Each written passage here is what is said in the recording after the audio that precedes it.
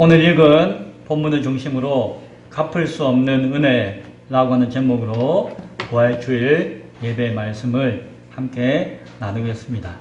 오늘은 무슨 날이라고요? 부활주일입니다. 부활의 기쁨과 감사가 충만한 하루 예배 시간 될 수 있기를 소원합니다. 지난 시간에 읽었던 말씀 가운데 내용이 예수님이 안식일에 그 바리새인의 집에 잔치에 초청받은 일이 있으셨던 것을 보게 되었죠.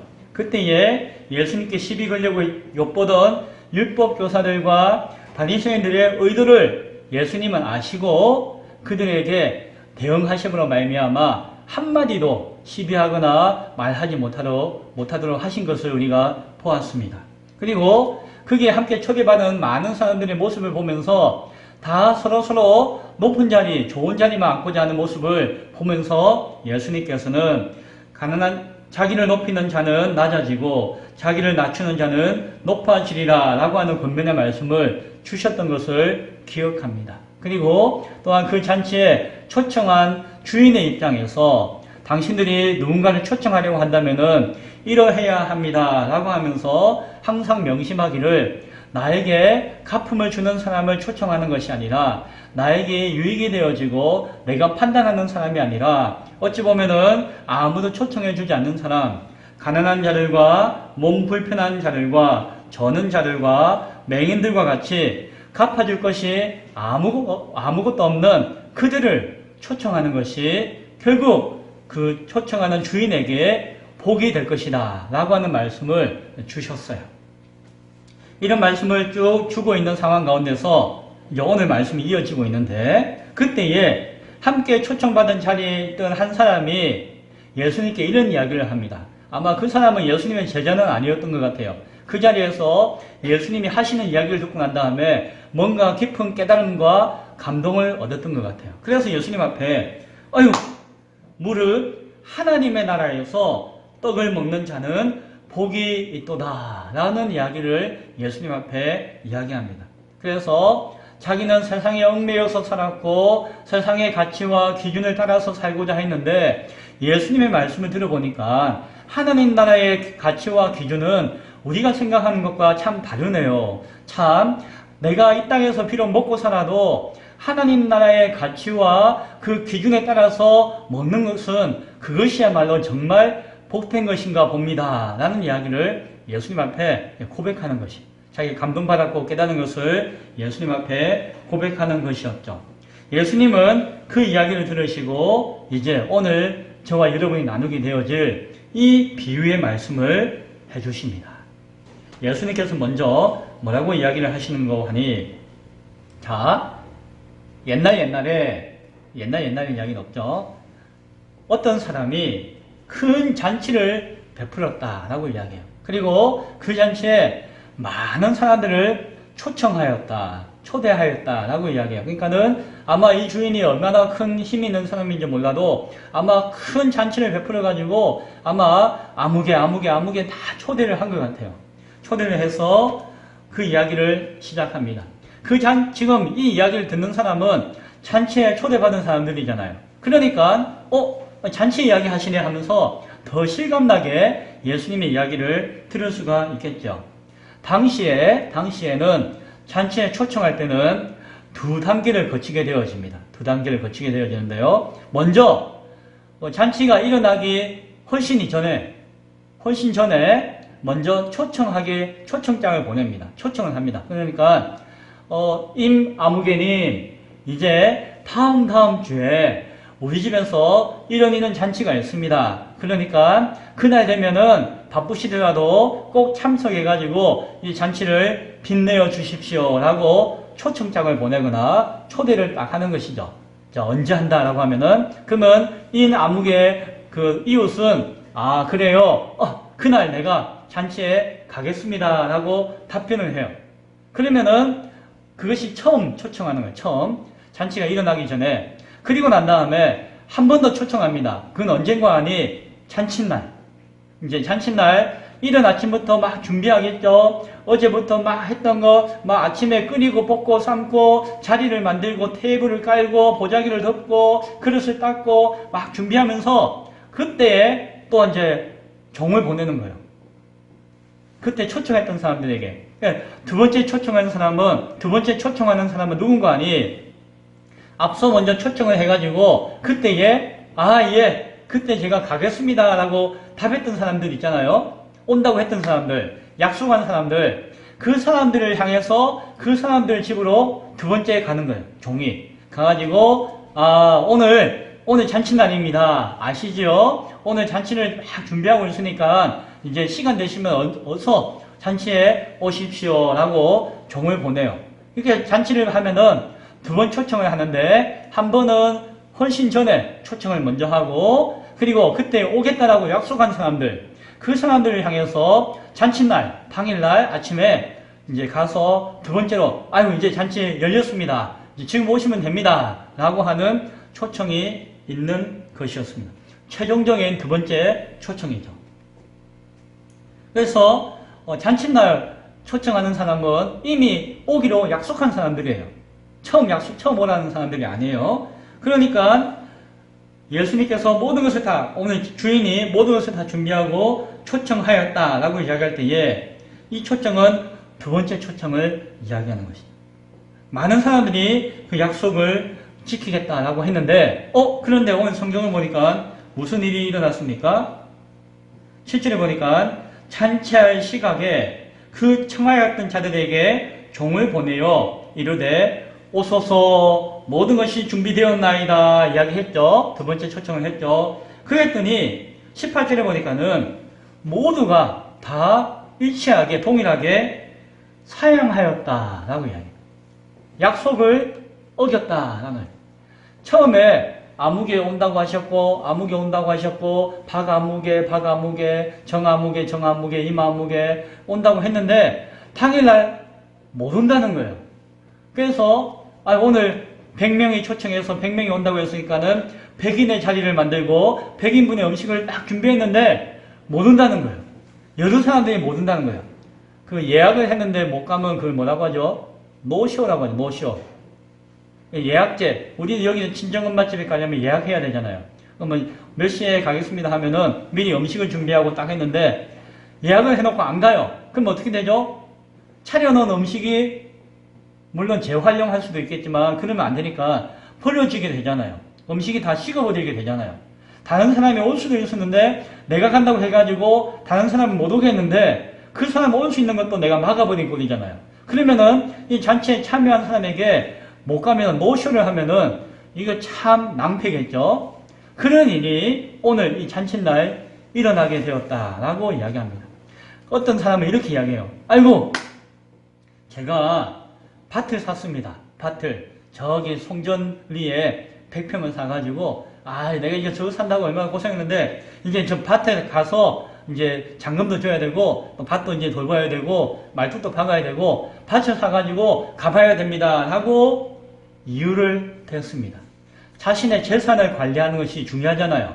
요즘 세상에. 그러니까 그것이 세상의 상식이기 때문에 그냥 상식에 의존해가지고 밭을 샀으니까 나의 재산이 관리해야 되는 것이 중요하니까 그것 때문에 내가 잔치를 못 갑니다 라고 핑계 아닌 핑계를 대는 거예요. 남들이 들으면은 뭐 그럴 수도 있지. 뭐 밭을 샀다니까. 또 어떤 사람은 이렇게 이야기해요. 제가 소를 5결이를 샀습니다 라고 해요. 5결이라고 할 때에 한 결이는 한 쌍이에요. 한 쌍. 소 2마리가 같이 멍에를 쥐고 가는 것을 한 결이라고 하는데 5결이니까 소가 몇 마리? 10마리겠죠. 소 10마리. 이거 어마어마한 재산이죠. 그리고 그것을 관리하고 그 소가 일을 하도록 돕는 것이 그 당시에 자기에게 맡겨진 자기가 해야 할 중요한 일이잖아요. 새로운 업무가, 새로운 과제가, 새로운 직장에서 새로운 프로젝트가 자신에게 주어진 것이에요. 그러니까 내가 소를 5결이를 샀는데 지금 소가 일을 잘하고 있는지 소를 돌봐야주고 그 밭에 가는 길을 내가 확인해야 되기 때문에 지금 내가 밭에 가서 일을 해야 되겠습니다 라고 이야기하는 것이죠. 한편 세상 사람들을 보면은 아유 뭐 그럴 수 있지. 아이고 뭐 직장 일도 중요하고 뭐 해야 할 일도 중요하고 지금 가게 비워놓으면 안 되니까 손님이 오니까 뭐 가게 가서 빨리 얼른 봐야지. 예배는 나중에 드려야지. 뭐 이렇게 해가지고 한편으로는 이해할 것 같은 마음이 있었어요. 그래서 이것을 핑계 삼아 이것을 이유 삼아 아이고 못 갑니다 라고 이야기를 한 것이. 또 한 사람은 뭐라고 합니까? 아이고 제가 장가 들었습니다.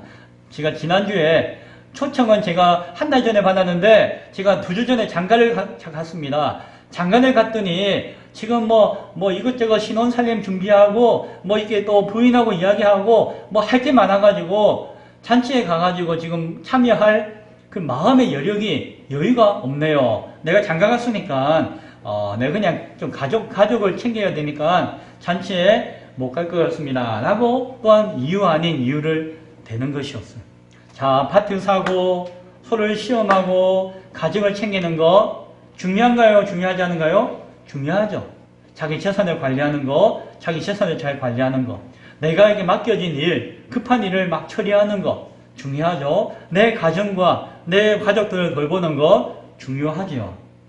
아마 그 동네 사람들, 그 시대 사람들, 보통 사람들의 생각은 아유 뭐 그거 다 중요한 것이죠 라고 이야기할 수가 있었을 것이에요. 그러면서도 이 사람들은 나름대로 아이고 양해를 부탁드립니다 라고 이야기하죠. 양해해 주십시오 라고 이야기해요. 아이고 나의 양해를 전해다오 라고 이렇게 이야기해요. 나름대로 또한 사정도 있었고 또한 미안하다 라고 하는 인사도 전해달라 라고 하는 어떤 예의도 갖추는 것을 보게 되었습니다. 아이고 뭐 그런가요? 아이고 그렇군요.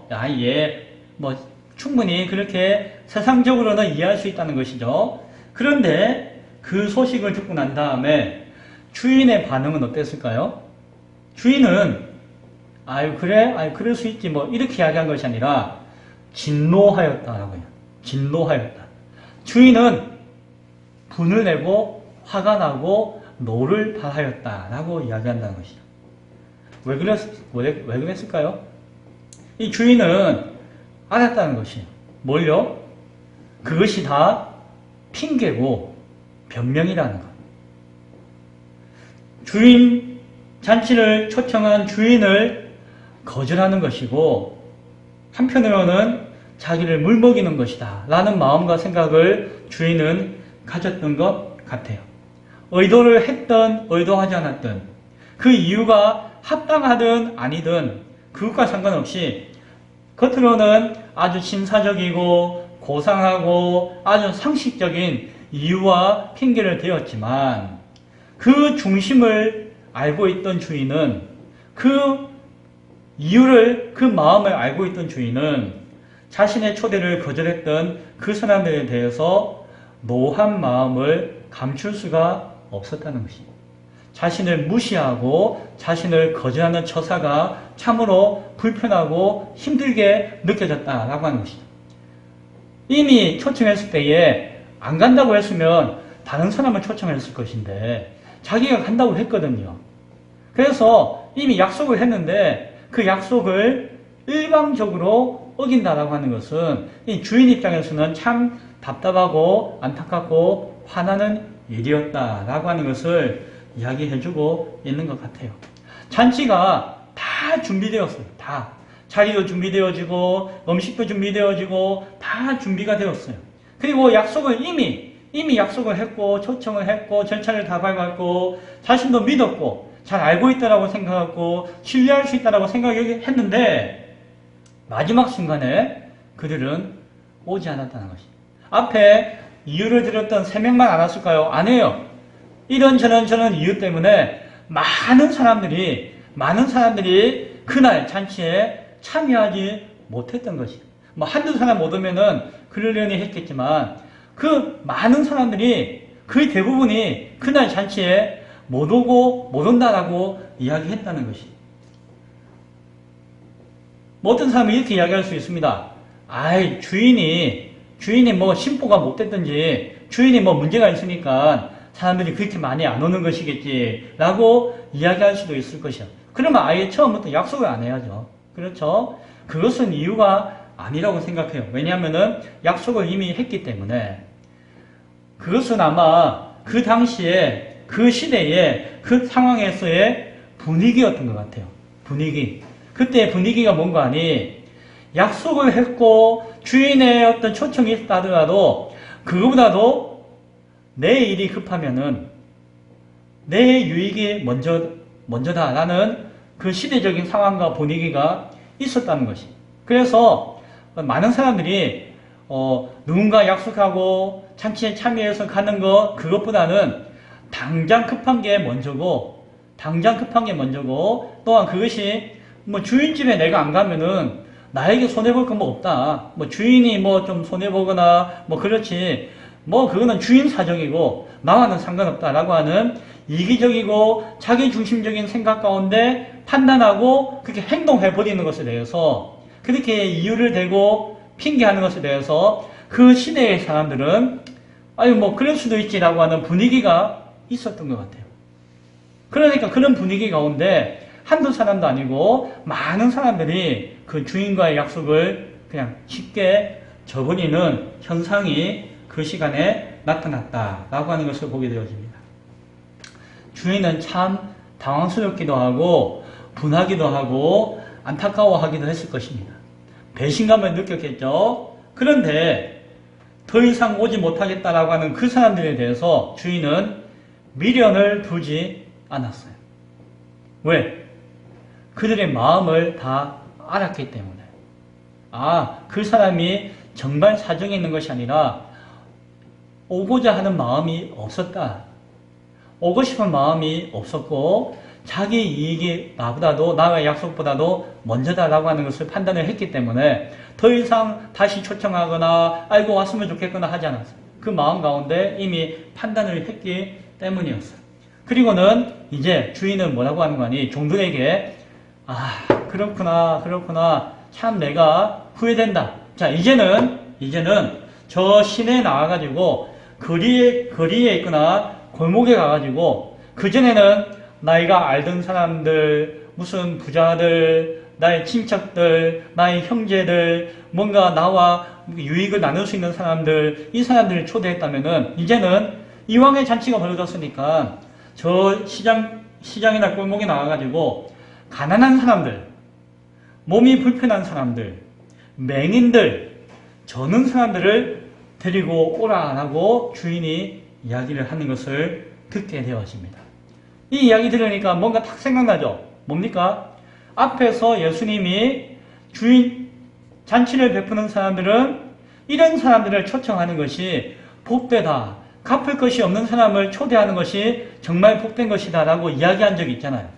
그 이야기에 이어서 오늘 이 이야기에서 그런 사람들과 똑같이 이야기하면서 그 사람들을 데리고 오라, 초청하여 오라 라고 이야기하는 거예요. 스스로 갚을 수 없는 그 사람들이 결국에는 주인에게 갚음이 되어지고 복이 된다라고 하는 그 예수님의 말씀을 오늘 이 자리에서 이 주인이 이제 실행하고 있는 모습을 오늘 이야기는 보여주고 있는 것이었습니다. 이 사람들 어떤 사람이었습니까? 세상에서 소외된 사람들이었어요. 인정받지 못하는 사람들이었어요. 그냥 가난하기 때문에, 병들었기 때문에, 눈이 어두웠기 때문에 누군가 도와줘야 하고 보살펴줘야 하는데 보살펴주고 도와주는 것이 쉽지 않으니까. 왜? 그것이 나에게 유익이 되지 않으니까 그냥 소외되어 있는 사람들이에요. 초청받은 적도 없고 초청하는 사람도 없는 그 사람들이었어요. 주인은 그들이 이 자리에 오면은 그래도 그들은 감사함으로 나의 초청에 응할 것이다 라고 이야기하면서 그들을 부르는 것을 보게 되어집니다. 참 연약한 인생이었지만 그들이야말로 진정한 잔치에 초청을 받게 되어지고 잔치에 참여함으로 말미암아 주인의 영광을 입혀주는 사람들이 된 것을 보게 되어지죠. 참 연약한 사람들이 좁은 문으로 들어가는 복이 있구나 라고 하는 생각을 하게 되어집니다. 자, 그런데 자리가 꽉 찼나요? 아니에요. 모든 사람이, 아는 사람이, 노쇼한 사람들이 너무 많다 보니까 자리가 아직도 남아있는 것이었어요. 자, 이제는 뭐 가난한 사람들 다 초대했는데도 자리가 남으니까 주인이 이제 종들에게 또 이야기합니다. 자, 이제는 저 시내 길가, 저 길 바깥에, 그리고 산 울타리까지 갔어요. 그래서 저기 오대산 저 산자락 너머에 있는, 그리고 저 봉평에 있는, 그리고 저기 뭐 대화에 있는 그 진부 밖에 있는 사람들까지도 다 이렇게 데려오라라는 이야기를 하는 것이에요. 그래서 그분들이 아이고 너무 먼데요, 힘드네요. 아이고 어서 오십시오라고 해서 강력하게 권면해가지고 모셔와가지고 이 잔치의 자리를 채워라라고 명령하는 것을 보게 되었습니다. 앞서 이야기했던 사람들이 소외된 사람들이었다라고 한다면은 지금 두 번째 이야기하는 사람들은 추방되었던 사람들이에요. 그 동네 밖에, 마을 밖에 있던 사람들은 그냥 소외된 정도가 아니라 그들은 추방되어 있는 사람들이에요. 아이고 당신들은 우리하고 격이 안 맞다고. 아이고 당신은 죄인이라고. 당신은 병들었다고. 우리 동네 들어오지도 마시오. 저 성 밖에, 동네 밖에, 지금 밖에서 사시오. 아이고 저 들어온 사람이, 아이고 저 병자가, 아이고 저 죄인이 어떻게 우리 동네 와서 같이 산단 말이오. 라고 하면서 다 추방되어서 동네 안에 들어와서 살지도 못하는 그런 사람들을 이야기하는 것입니다. 그 추방되었던 사람들까지도 어떤 이유와 사정이 있는지는 몰라도 세상에서 소외된 것으로 그치지 않고 그 세상의 기준과 가치에 벗어나서 멸시받고 쫓겨났던 그 사람들에 대해서 주인은 그들을 모시고 오라라고 이야기합니다. 그 사람들은 상처가 많았던 사람들일 것이야. 쫓겨났던 사람들이었기 때문에. 죄지었다고 손가락질 당했던 사람들이기 때문에. 마음이 다 부서지고 마음이 다 고장난 사람들이었어요. 멸시받던 사람들이었기 때문에 참 부끄럽고 고기도 들지 못하고 살던 그런 마음이 상처나고 아픈 사람들이었어요. 가족들에게 버림받은 사람들도 있을 것이에요. 자녀에게 버림받은 노인들도 많았을 것이에요. 이웃에게 버림받고 친구들에게 버림받고 그냥 쫓겨나다시피 살고 있던 그런 사람들이었습니다. 누가 와서 이야기하면은, 누가 와서 뭐라고 하면은 마음을 열지 못했어요. 또 상처 당할까봐, 또 아픔을 당할까봐 더 이상 마음을 열지 못하고 그냥 아픔과 고통과 절망과 상처 가운데서 뒹굴고 있던 사람들이 바로 그 사람들이었을 것이에요. 주인은 그분들을 강권하여서 데려오라라고 이야기합니다. 강권하라는 이야기는 멱살을 잡고 질질 끌고 억지로 데리고 오라는 이야기가 아니에요. 정말 강하게 진심을 다하여서 권면해서 모시고 오라는 것이. 그냥 오십시오. 아이고 못 갑니다. 그래요? 알았습니다. 그게 아니라 아이고 못 갑니다. 아이고 나 같은 사람이, 나같이 죄인이, 나같이 더러운 사람이, 나같이 추한 사람이, 나같이 가족에게 버린 사람이 내가 어떻게 갑니까? 아이고 난 못 갑니다 해도 아닙니다. 주인은 당신이 오기를 원합니다. 꼭 오십시오라고 두 번, 세 번 간청하면서 모시고 하는 진심 어린 마음으로 섬기고자 했던 그 마음으로 데리고 오라라고 하는 의미가 관건하다는 것입니다. 그냥 수단과 방법을 가지지 말고 막 데리고 오라고 하는, 어떤 사람은 전도할 때에 막 데리고 와가지고 그냥 앉히라고 이 이야기를 사용하기도 하는데 그런 의미만은 아니에요. 그런 의미를 이야기하는 것은 잘못 사용하는 것일 수도 있습니다. 끈질기고 진정 어린 마음으로 그 영혼을 존중하고 사랑하면서 잘 접대하여서 모시고 오라라는 의미가 거기에 있는 것이었습니다. 스스로 갚아줄 수 없는 소외된 사람들을 모시고 갔을 때에 그들은 그 주인이 베푼 잔치가 참 고맙고 감사했을 것입니다. 그래서 그들은 진심으로 아유 감사합니다 하는 마음을 가지고 그 잔치에 참여하였을 것입니다.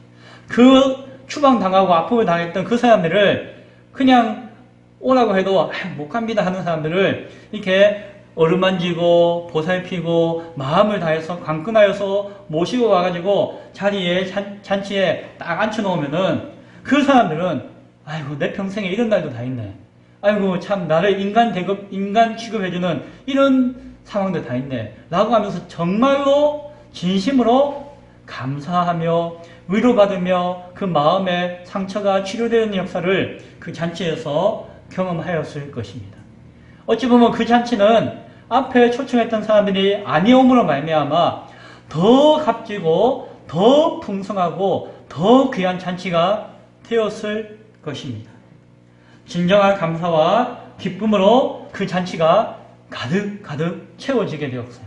이전에 기대하지 못했던 더 큰 기쁨이 그 잔치 가운데 넘치게 되었습니다. 하지만 외식과 교만과 이기적인 마음과 세상의 가치와 판단과 기준에 따라서 약속을 무시해버리고 주인을 업신여기고 약속한 것을 거절하면서 초청을 거절했던 자들은 하나도 그 주인의 잔치에 참여하지 못할 것이고 하나도 그 잔치의 음식을 맛보지 못할 것이다 라고 오늘 성경은 이야기하고 있는 것을 보게 되었습니다. 예수님은 이런 비유의 말씀을 그 자리에서 그 잔치에 온 사람들에게 하시는 것이에요. 많은 사람들이 그 이야기를 듣고 여러 가지를 생각했겠죠. 앞서 좁은 문으로 들어가기를 힘써야 한다라고 예수님께서는 말씀하셨습니다. 그 문이 좁은 것은 들어가기 어려운 것은 문이 좁아서 들어가기 어려운 것만은 아닐 것이에요. 왜? 문이라고 한다면은 들어갈 수가 있겠죠? 문이니까. 그러나 그것이 좁다라고 느껴지는 것은 무엇 때문일까요? 그 사람이 이고 지고 붙들고 메고 한 것들이 너무나도 많기 때문에 끌고 잡고 그 문에 들어가고자 하는 것들이 너무나도 많기 때문에 그 문은 좁게 느껴졌을 것입니다. 어쩌면은 아무리 세상에서 귀하고 값진 것이라 할지라도 그 문 앞에서는 모든 것을 다 내려놓고 벗어놓고 다 끊어버리고 그 문에 들어가는 것이 자신의 목표가 되어서 고개를 숙여 내 몸 하나라도 그 문에 들어가기를 소원했다면은 결코 들어가지 못하는 문은 아니었을 것이에요.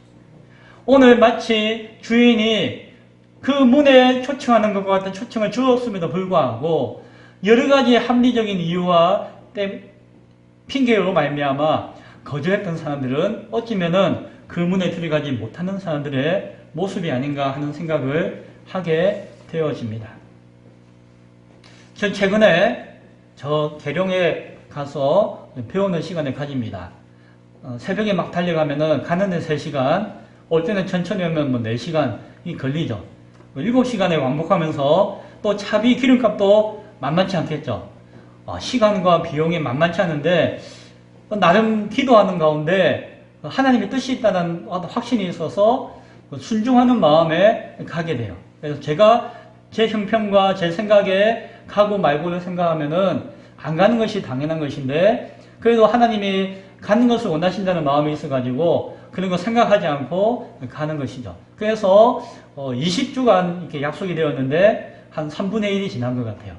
그래서 참 나름대로 유익함이 있어요. 참 감사하죠. 아무튼 가서 거기서 같이 모임을 하는 목사님들과 또 교제를 하면서 또 그것도 위로가 되어지는데 최근에 밥 먹으면서 이야기하는 가운데 어떤 분은 요번에 노트북을 새로 바꿔야 되는데 이 노트북이 뭐 100몇십만 원 어쩌고저쩌고 이런 이야기를 막 하는 거예요. 그럴 수 있겠다. 어떤 분은 최근에 뭐 차를 경매를 받아가지고 뭐 차를 바꾸었다 뭐 그런 이야기를 하기도 해요. 그리고 어떤 분은 뭘 바꿔야 되는데 뭐 요새는 뭐 중고 거래 사이트가 활발해가지고 뭘 사러 뭐 어디까지 간다 뭐 이런 이야기도 하기도 해요. 어떤 사람은 그 세종 신도시가 아파트 값이 하루가 다르게 전세가 오르고 올라가지고 난리도 아니라면서 내가 진작에 그 아파트를 사놓길 참 잘했네. 목사님 어서 융자를 받아가지고 융자 받아서라도 하나 분양받으세요. 분양받아야지 아파트 값이 막 올라가지고 뭐 이렇게 나중에 남습니다. 뭐 이런 이야기를 막 하는 거예요. 그런 이야기, 뭐 정치 이야기, 주식 이야기 하는 거 보고 제가 이제 밥 먹으면서 이야기를 듣다가 지금 참 나의 삶의 모습과 양가 동떨어져 있는 다른 세상의 삶의 모습을 이야기하는 것 같은 느낌이 드는 거예요. 한순간.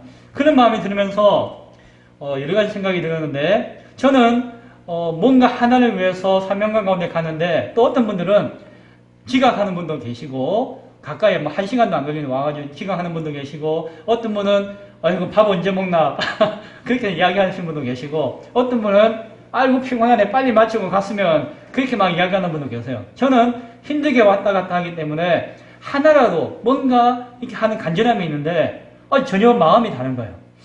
같은 목회를 하고 같은 모임 가운데 모여 있지만은 전혀 마음과 생각과 그 안에 있는 것들이 다른 딴 세상에 있는 사람들을 만나는 것 같은 느낌이 드는 경험을 제가 했습니다. 그러면서 제가 가지는 것이 이것이 뭐 잘못되었다 이런 생각보다도 한편 이게 보편적인 세상의 가치이고 그 상식적인 판단과 기준 가운데서 살고 있는 사람들의 모습이구나 라는 생각을 하게 되었고, 또 한편으로는 그럼에도 불구하고 오늘 나에게 또 다른 간절함과 절박함 가운데, 그러면서도 본질과 말씀과 뭔가 세상에서의 기준과 다른 삶의 방향을 가지고 살아가고 있는 제 모습을 바라보면서 참 감사하다 하는 마음을 가지게 되었어요. 저 모습이 어제의 나의 모습이 아니었는가, 어제까지 나의 모습이 아니었던가 하는 생각을 하면서 오늘의 모습이 그래도 뭐 다른 사람이 잘못되었다가 아니고 오늘의 모습이 참 귀하고 감사하다는 생각을 하게 되었어요. 그러면서 그렇구나. 참 어찌 보면은 소외된 사람들, 어찌 보면 추방당한 사람들을 상관없이 살아가는 것이 상식적인 삶이고 보편적인 삶이고 일반적인 삶이라고 할지라도, 그러나 내가 소외된 사람을 바라볼 수가 있고 추방당한 사람들을 바라볼 수가 있고 그들의 눈과 마음을 같이 할 수 있다고 하는 것이, 이것이 또 다른 세상에 사는 삶의 모습이겠구나 하는 생각을 느끼게 되는 것이죠. 그러면서 오늘 이 비유의 말씀을 묵상하는 가운데 예수님은 어떤 마음으로 세상을 살기를 원하실까? 목사의 한 사람으로서 저에게 그런 생각을 하면서 스스로에게 참 기특하네 하는 마음과 한편으로는 이게 참 감사한 것이구나 하는 마음을 가지게 되었습니다. 앞서 하나님 나라에서 떡을 먹는 자가 복되도다 라고 고백했던 사람이 있었잖아요. 이 사람의 고백은 어떠한 모습인지 몰라요. 근데 이 사람의 고백 가운데서는 아마도 뭐 어쨌든 간에 떡을 먹는다는 것이 중요하다, 복되다라는 마음이 있었던 것 같아요. 예수님은 그 이야기를 듣고 이런저런 이야기를 하시지 않고 오늘 이 비유의 말씀을 하시면서 이제 앞에 있던 사람의 이야기를 들어보니까 예수님은 떡을 먹는 것이 중요한 것이 아니라 하나님 나라 안에 있다는 것이 복된 것을 말씀해 주시기를 원하시구나 하는 생각을 들었습니다.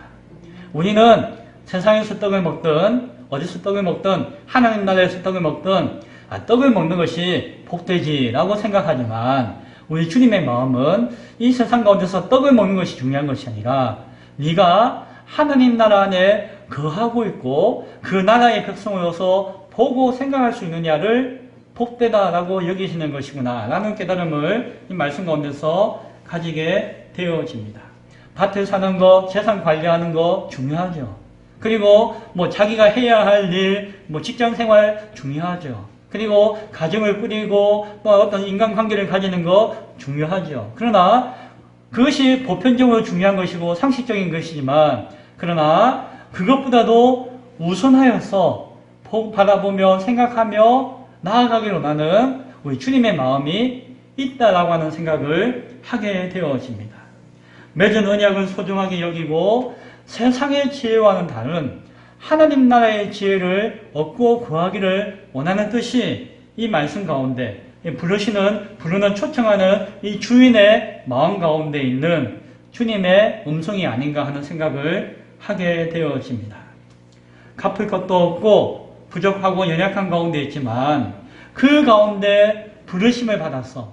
그 가운데 값없는 은혜를 받음으로 말미암아 누리는 그 기쁨과 감사가 그 이전에 생각하는 그것과는 비교할 수 없는 크고 놀라운 기쁨과 감사일 수 있다라고 하는 사실을 생각해 보았습니다.